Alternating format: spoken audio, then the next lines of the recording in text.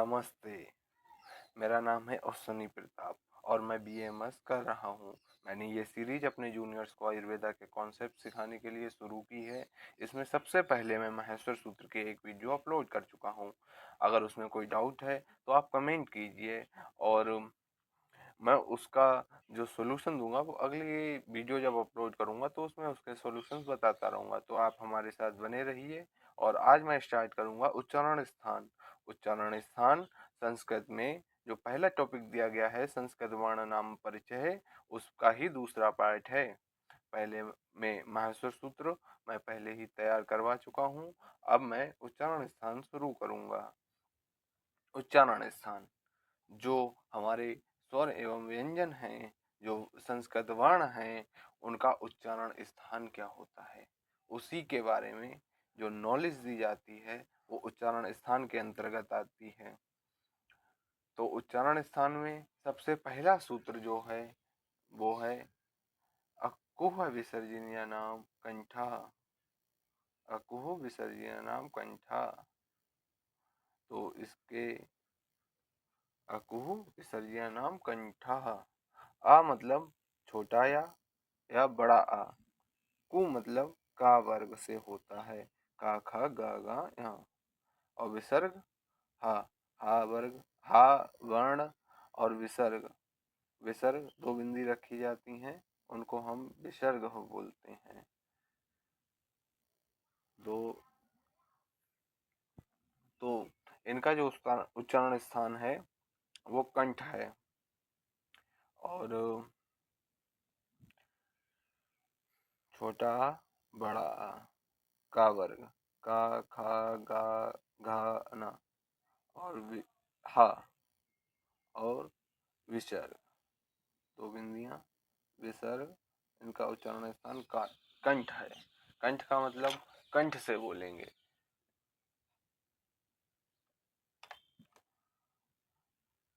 दूसरा है इचु ऐसा नाम तालुहु।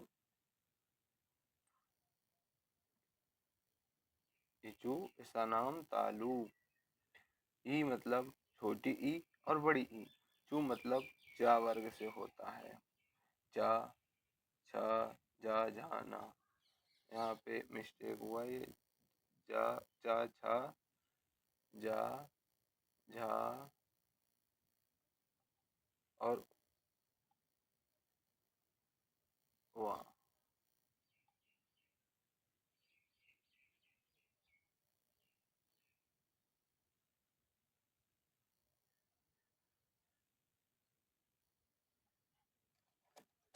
इनको तालु से बोलते हैं। तालव्य, तालव्य मतलब तालु।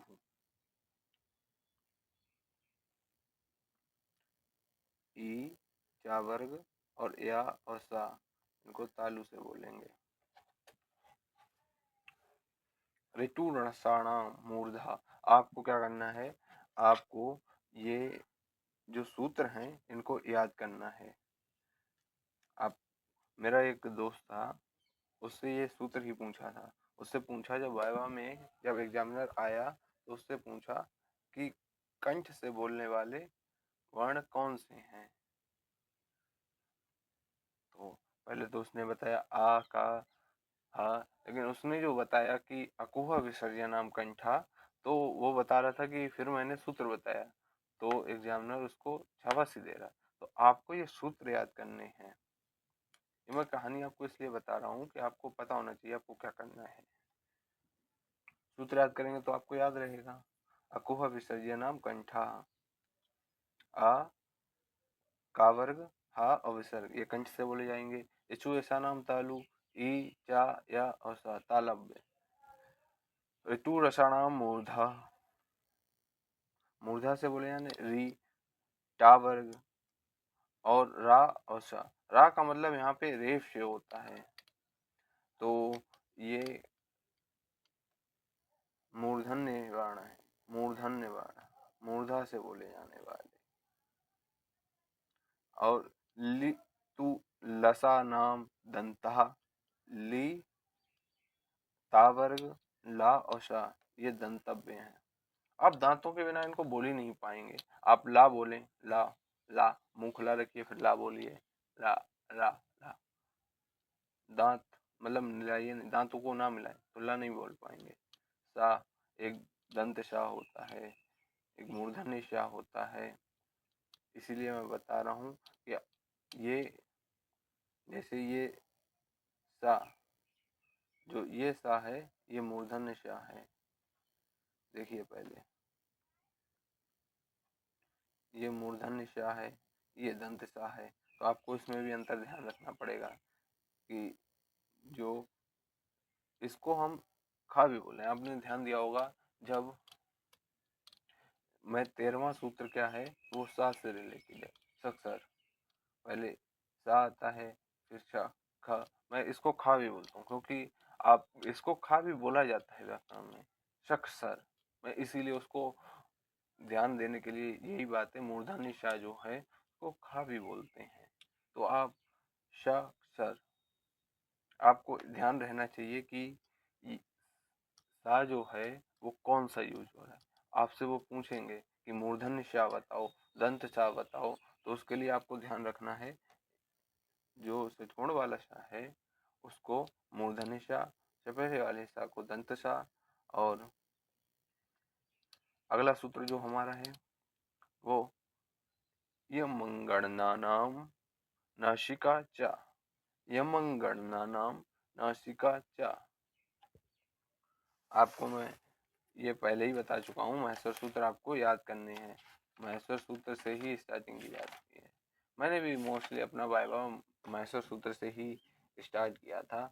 उन्होंने ही मेरे से बोला था कि आप कहाँ से स्टार्ट करना, तो मैंने उनसे बोला मेरी मैडम तो बहुत,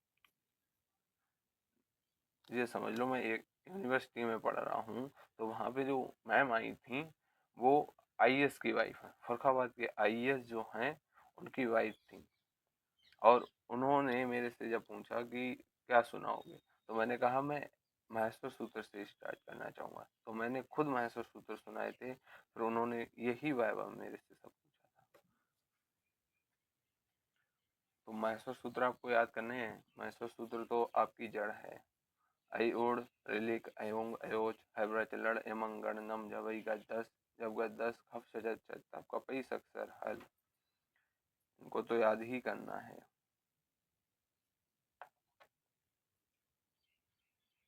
जो यमंग गणनम है ये 7वां सूत्र है। तो उसमें यमंगणना नाम, यमंगणना नाम वो, तो इसमें जो है नासिक के हैं, नासिक क्या, नासिका यानी नाक, नासिका से बोले जाने वाले वर्ण हैं। इसमें तालु प्लस नासिका आएगी, ओष्ठ प्लस नासिका और कंठ प्लस नासिका और मूर्धा प्लस नासिका। यह आप ध्यान दीजिए, ये सब नासिक के वर्ण हैं।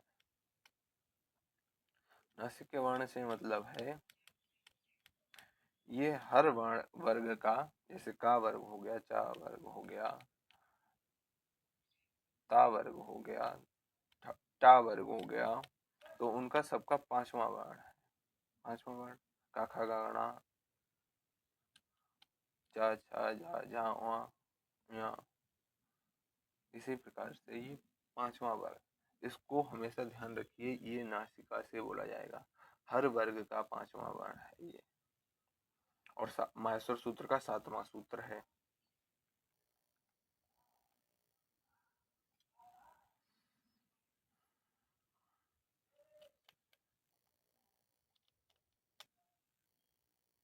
हाँ, मैंने इसमें ये भी लिखा है, जैसे आप देखिए णा वर्ग का उच्चारण स्थान कंठ दंत नासिका मूर्धा। तो इसमें क्या है, नासिका जब पूछा गया तो नासिका आया। कंठ और नासिका में से पहले तो ये नासिका सही है, लेकिन अगर पूछा जाए ये दंत नासिक है, मूर्धा नासिक है, कंठ नासिक है या फिर तालु नासिक है, तो आपको कंठ और नासिका वाले में ही मार्क करना पड़ेगा। उप उप उपमध्य उपध्यमानीय नाम क्या है, उप उपध्यम मानीय नाम।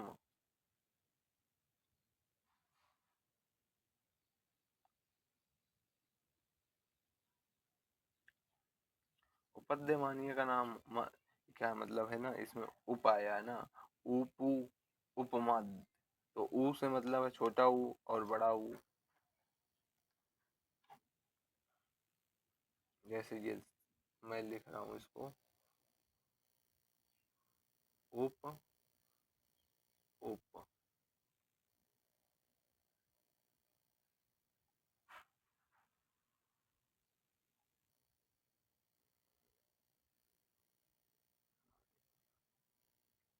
तो इसमें ये ऊ तो आया है स्वर वर्ण के लिए, मतलब स्वर वर्ण है ऊ और ऊ, ठीक है।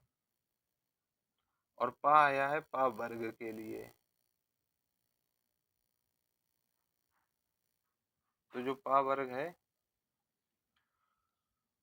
उसके लिए ये आया है। और उपध्यमानीय नाम का मतलब होता है पा और फा जो होते हैं ना, उसमें आधा विसर्ग माना जाता है इसको।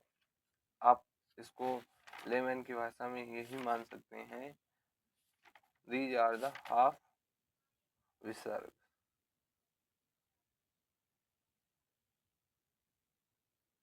मतलब पा और फा से पूर्व आधे विसर्ग के सदृश ध्वनि को उपध्यमानीय कहते हैं।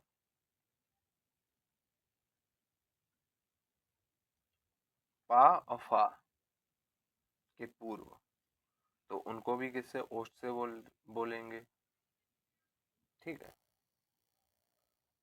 एदैतो कंठ तालु, एत, एत, ये संधि है। ये आपको संधि में ही समझ में आएगी। आप अभी ये मान लीजिए, एत, एत कंठ तालु। एक एत का मतलब है छोटी ए, बड़ी एत का मतलब है बड़ी ए, और ता का दा हो जाता है। ये आप संधि में पढ़ेंगे कैसे हो। फिलहाल इनको जोड़ के ये सूत्र बना है, एतेत कंठ तालु,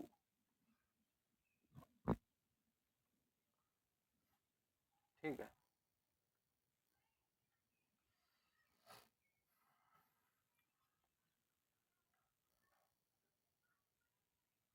कंठ तालु से इसमें अब यही बताया है नीचे, आप देखिए।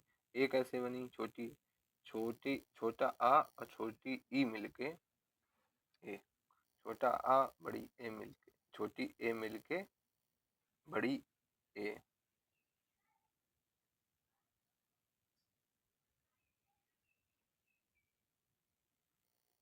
ठीक है।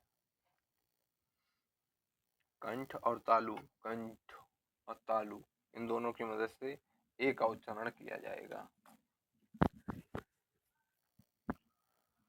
उदौत, ओ कंठ ओस्थम, ओ छोटा ओ और बड़ा ओ, इनको किससे बोलेंगे, कंठ और ओष्ठ से। ओष्ठ मतलब ओंठ से होता है, ओंठ, ठीक है। कंठ ओष्ठ से क्यों बोलते हैं वो बता दिया। आ का उच्चारण कंठ से है और ऊ का उच्चारण ओष्ठ से है, तो कंठोष्ठ हो जाएगा वो। बकारस्य दंतोष्ठम, बकार का मतलब होता है बा, अकार बकार, इसका मतलब यही होता है कि वही सकार भी बोलते हैं अकार भी बोलते हैं। उसका मतलब आप समझिए, जो कार का मतलब है उससे पहले वाला वर्ण, जैसे वकार आया तो वर्ण वा का बात हो रहा है, अकार बोला तो वर्ण आ का बात हो रहा है। आप ये चीज समझिए। तो वकारस्य दंतोष्ठम, वकारस्य मतलब हुआ बगले वाला बा का उच्चारण दंत और ओष्ठ होता है। इसके हिंदी वकारस्य दंतोष्ठम, वकार का उच्चारण दंतोष्ठ होता है। जिह्वा मूल्यस्य जिह्वा मूलम, जिह्वा मूल्य से मतलब का ये है भाई, इसको आधा विसर्ग मैंने बताई आपको, जो दो लाइनें होती हैं आधा विसर्ग ही बोलते हैं। ये आधा विसर्ग का साउंड करते हैं, हाफ विसर्ग का साउंड करेंगे ये, आप ये चीज मान लीजिए। तो इसमें क्या हो गया, जो का और खा से पहले आधे विसर्ग का साउंड होता है उसे जिह्वा मूल बोलते हैं। जिह्वा मूल्यश, जिह्वा मूलम, तो इसे जिह्वा के मूल से, मूल का मतलब होता है जीव, जो जीव है उसकी जड़ से उच्चारण करेंगे इसको, ऐसा आप मान सकते हैं लेमन की भाषा में। नासिका अनुनादस्य अनुस्वारस्य नासिका, नासिका अनुस्वार, अनुस्वार होता है जो बिंदी रखते हैं हम, कैसे, ऐसे अंगूर, अंगूर, अंगूर, समझ रहे। तो नासिकस्य अनुस्वारस्य, नासिका अनुस्वारस्य का मतलब होता है जो अनुस्वार से बोले, जो अनुस्वार नासिका से बोला जाता है। अब सबको समराइज करते हैं हम। जैसे छोटा आ और बड़ा आ कंठ से बोला जाएगा, छोटी ई बड़ी ई तालु से, छोटा ऊ बड़ा ऊ ओष्ठ से।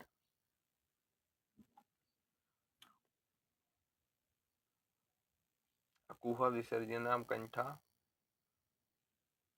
तो अकुह विसर्जनम कंठा से छोटा बड़ा, ये आप हिंदी की भाषा में जो हिंदी वर्णमाला है उसके अनुसार लिख दिया है, लेकिन आपको ये माहेश्वर सूत्रों के अनुसार ही याद रखना है। सबसे पहले माहेश्वर सूत्र याद करिए, फिर जो सूत्र मैंने बताए हैं वो याद करिए। समराइज करवा रहा हूँ वो आप देख लीजिए। जैसे आ, छोटा आ बड़ा आ कंठ से, ई ई ई ई तालु से, उ ऊ ओष्ठ से, री री री जो मूर्धा से है, ली ली दंत से, ए ए कंठ और तालु से, ओ औ कंठ से ओष्ठ से, का वर्ग जो आएगा वो कंठ से आएगा, चा वर्ग जो तालु से आएगा, चा वर्ग मूर्धा से आएगा, ता वर्ग दंत से आएगा, पा वर्ग ओष्ठ से आएगा। वर्ग का मतलब होता है कि जैसे हम लोग का वर्ग बोलते हैं तो का, खा, गा, घा, वर्ग से मतलब इतना ही, ठीक है। और जो नासिक के वर्ण है, नासिक के वर्ण का मतलब मैंने आपको बताया, एवं गणना नाम, इनको नासिका से भी बोला जाता है, से मतलब आया कि जैसे का वर्ग मैंने बताया तो कंठ से बोल रहे हो, कंठ से बोला ना, पहले वाला बता रहा हूँ कंठ और नासिका कैसे होता है का वर्ग में, तो कंठ से बोला। फिर इसको नासिका से भी बोल सकते हैं जो णा आता है, इसलिए ना मंगणनम, तो इसको इसी वजह से ये का वर्ग तो कंठ से बोला गया लेकिन नासिका से भी बोला जाता है उसको, इसीलिए इसमें आया था कंठ और नासिका। दिखाता हूँ मैं आपको, ये आया, ये आप देखिए यहाँ पे बताया था मैंने, णा को मुझे नासिका से बोला जाता है लेकिन वो कंठ और नासिका से बोला जाता है, का वर्ग पूरा उसमें आएगा ही आएगा, तभी इसमें आता है एमंगणना नाम नासिका चा, चा का मतलब है और नासिका से बोला जाता है। अब ये नासिक तो है, कंठ प्लस नासिका दोनों से बोला जाएगा, समझ रहे हैं ना। अंतस्थ हो गया, उष्ण हो गया, ये आपको बता ही दिया है। जो अयोग वह हो गए वो भी बता दिया। नासिका और अनुनासिक ये क्या है, वकारस्य दंतोष्ठम और उससे पहले आया था अनुस्वार, अनुस्वार, अनुनासिक और नासिक, इन दोनों में अंतर क्या है देखो।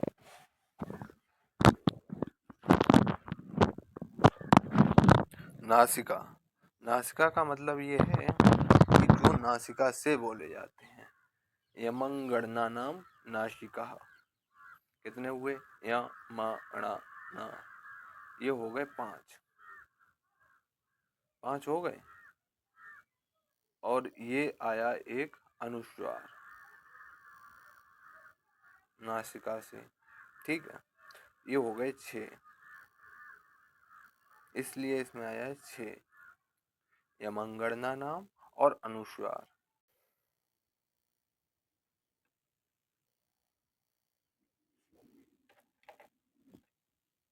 आज का लेक्चर हम यहीं पे ख़त्म करेंगे और अगले लेक्चर में हम अ, पढ़ाई करेंगे जो वो है प्रयत्न की। प्रयत्न या यत्न जब आप बोलते हैं तब आप, ये 2 प्रकार के होते हैं और आपको बताएंगे अगली वीडियो में। हमारे साथ बने रहिए और अगर आपको पीडीएफ चाहिए तो आप हमसे इस नंबर पे कांटेक्ट करिए।